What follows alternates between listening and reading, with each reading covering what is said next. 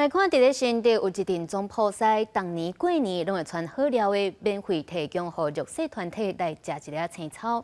不过即马物价悬，民众的手头嘛无遐灵，爱心的关注是愈来愈少。昨年办80外道，去年是变50道，到今年就敢若有法度办20外道。好吃。总铺师甲煮好的鸡汤放来桌顶，大家连伊提碗茶来啉。 会当伫寒天啉一喙烧汤，感觉特别温暖。不过受原料起办到成本增加的关系，即马每一项菜拢变贵。现在国际物价上涨，以及目前前阵子青菜都飙涨的情况下，目前我们物价上涨都2到3成。虽然物价上涨，但是我们也是尽全力的来促成这场活动。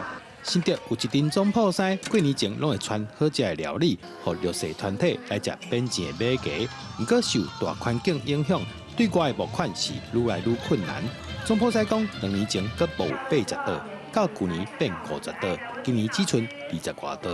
去年有办50道，今年办20几道。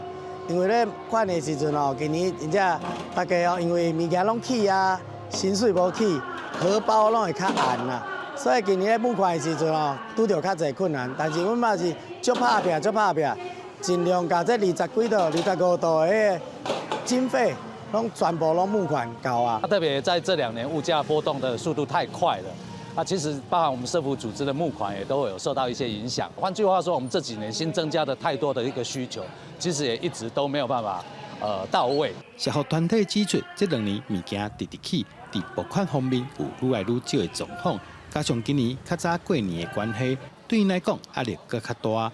因希望社会大众会当发挥爱心，斗3工，互弱势家庭也当好过年。记者杜君和新竹报道。